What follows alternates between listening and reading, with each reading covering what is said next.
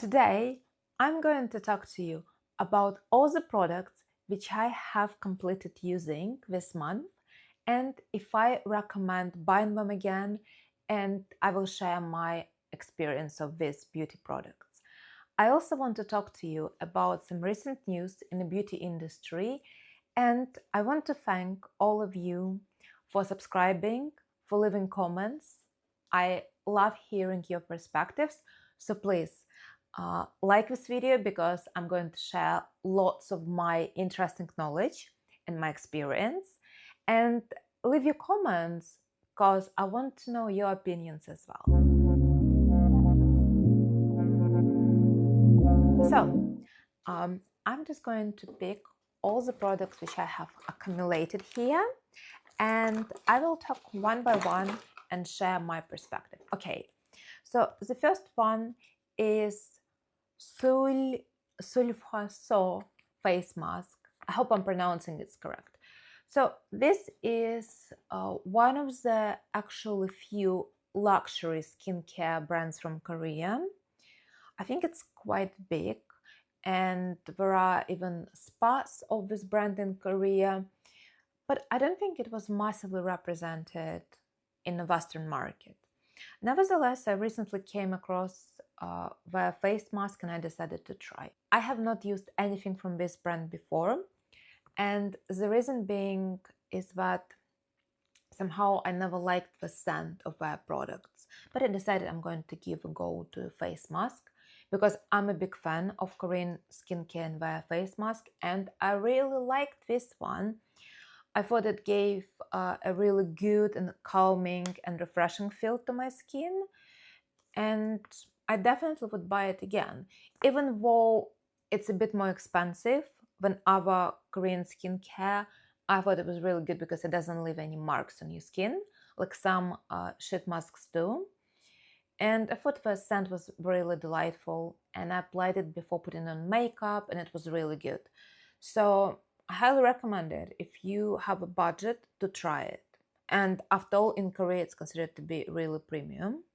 Speaking of Korean beauty, so I recently read news that Sephora is entering partnership with Olive Young, the biggest beauty retailer in Korea, to start representing them in the US and then in other locations, which I'm quite curious about because personally, I'm not a big Sephora customer. I don't often buy from them, but I acknowledge we're very big and they are represented, and I know we're very popular.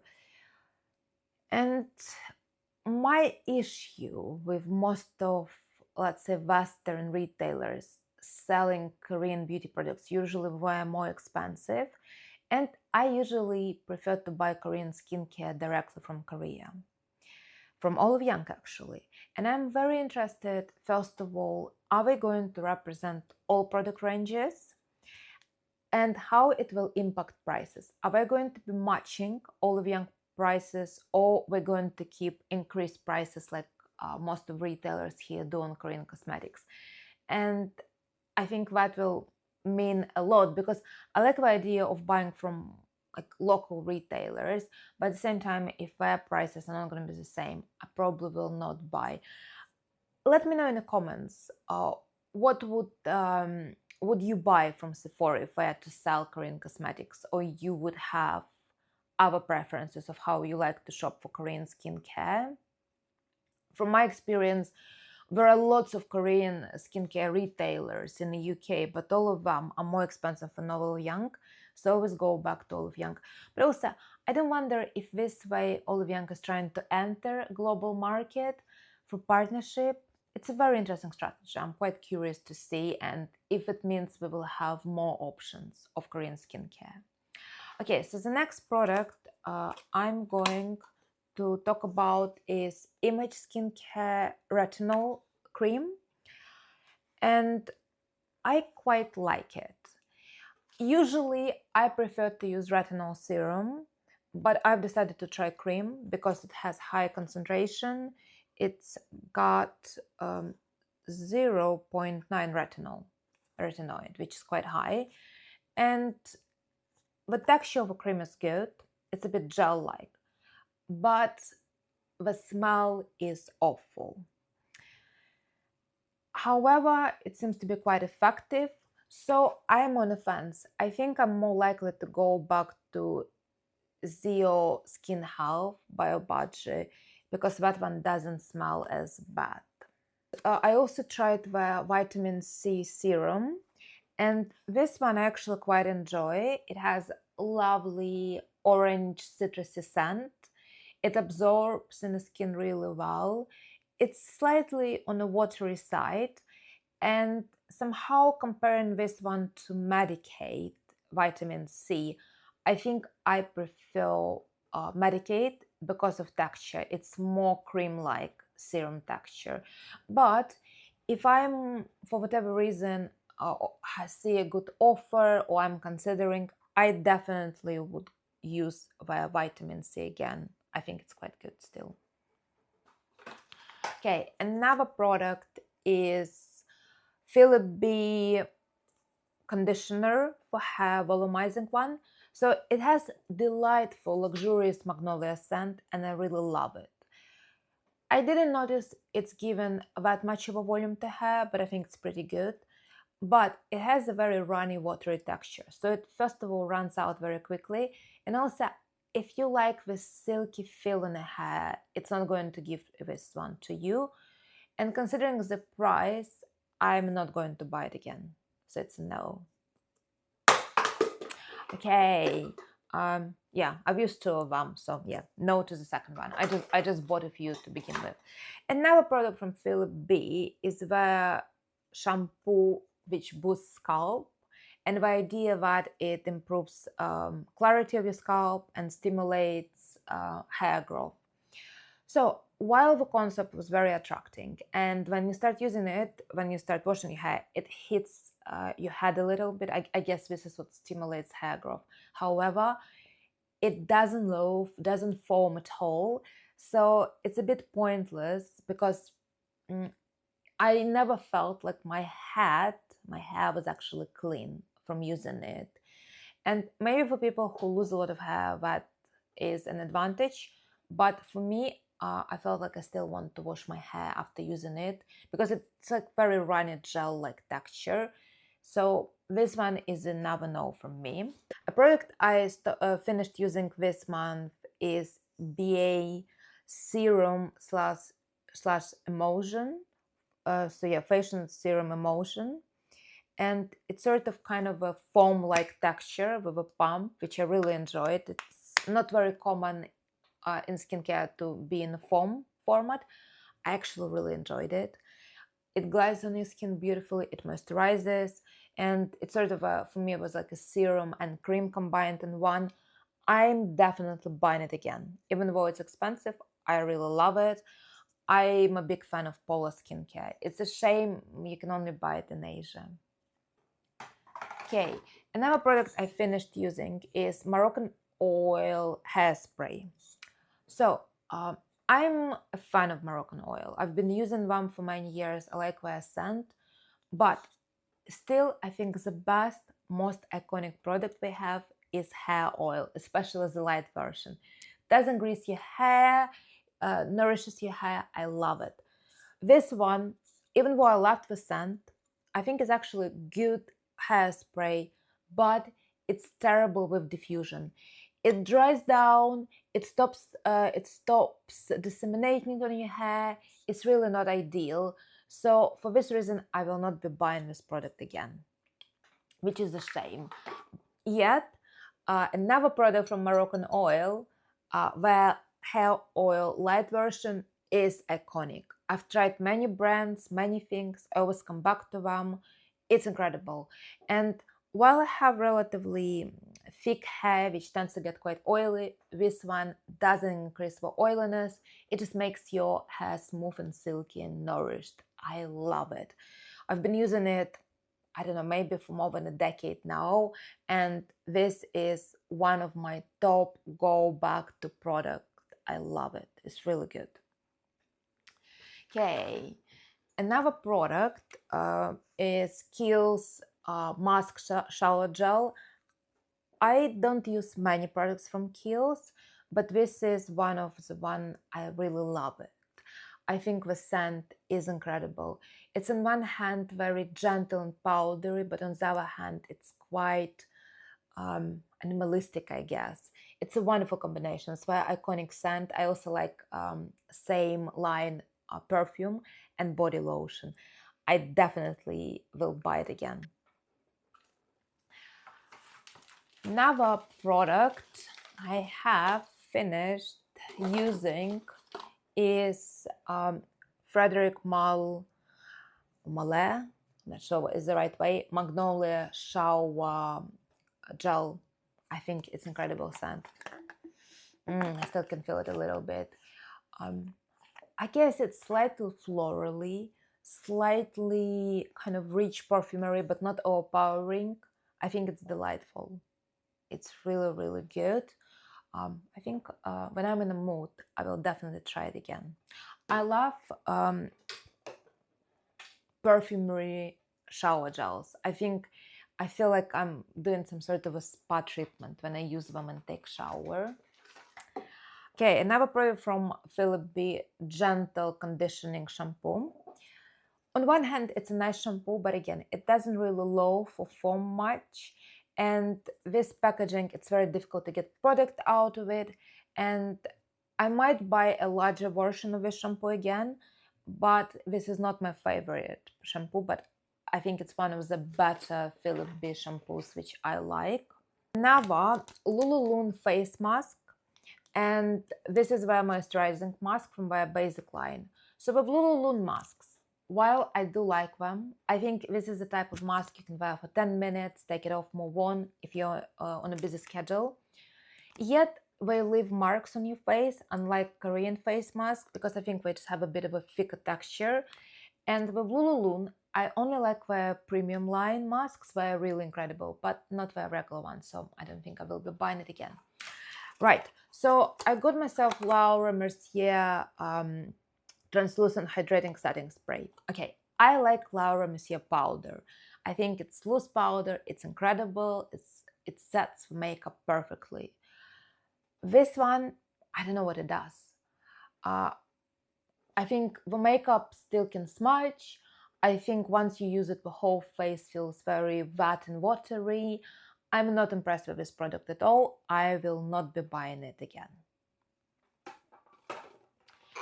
Okay, another product is SENSAI, the Japanese skincare brand, Neck and Décolleté Essence. I've used it a few times. I really like the gel texture, the scent, and the pump design, which is very convenient, but I don't think it gives much of a result. And though it's a luxurious experience, for the price, I don't think it really gives you much of an effect. While I like the experience, I will not be buying it again. Another product which I used is face cream from SK2. It's the Kintsugi line, which is the premium skincare. I think it's really nice and rich cream, goes well as a night cream under your makeup, but the texture is very rich, and I think for me it's a little bit too thick. I prefer lighter creams because I have combination skin. So I will not be buying it again. Okay, another product from Korea which I tried are their eye patches, and this is Mediheal. I quite like Mediheal and many of their products, but with their eye patches, I think this is like their new line. First of all, I think the shape is a bit weird. It doesn't really cover properly under your eye. And the design, I don't understand how to close it, how to open it. I thought the design was rubbish. So while I actually quite like Mediheal, I will not be buying this again. Okay, this is Medicaid Vitamin C Serum, which I compared to Image Skincare Serum before. And actually, I think it's a pretty good serum. Nice pump design, lovely citrusy scent. I think I'm quite likely to buy it again. I got a sample of SkinCeuticals Retinol serum or cream, which I thought was actually quite good, and I enjoyed it as a nice treatment. I didn't see much difference, but there wasn't that much of a product. Well, for me, retinol is quite low. If you're looking for gentle retinol, it's a good solution, but if you're looking for something stronger, I don't think so. Another tester which I tried is Korean, the Korean brand Round Lab sunscreen, and I thought it was good. So the texture is sort of a bit whitish, but it blends well on your skin, goes well under the makeup. I thought it was quite good. But I think most of Korean sunscreens were very similar, so I didn't see difference, for example, from Beauty of Chuseon. But still, I think it's a good sunscreen if you're looking for a strong, high SPF sunscreen. Okay, another product is compact powder from Clinique. I've been using it for a long time, and I think it's quite good. But honestly, I think Laura Mercier loose powder is better, so I don't think I will be buying it again. Another Korean skincare is Primera face wash. I like this face wash because it's sort of oil which starts to form as you wash your face. I think it's a very interesting experience. I think I'm quite likely to buy it again. And if you like this sort of oil to face wash experience, it's really good. My favorite cotton from Korea, cotton pads, I'm definitely going to be buying them again and again. This is the best cotton pads. They're soft, smooth, thick, the best. Another Lululun mask. This one is Kyoto edition. I bought it in Kyoto when I was in Japan. Again, it's a nice sort of memorabilia to buy while you are there, but again, I don't think I will be buying it again for the same reason I spoke about our Lululun mask before. It just leaves marks and it's not that effective. All right, micellar water from Clé de Peau, Japanese brand. I like Clé de Peau. We have the best foundation. We have some incredible creams. I felt like this micellar water was nothing special considering the price.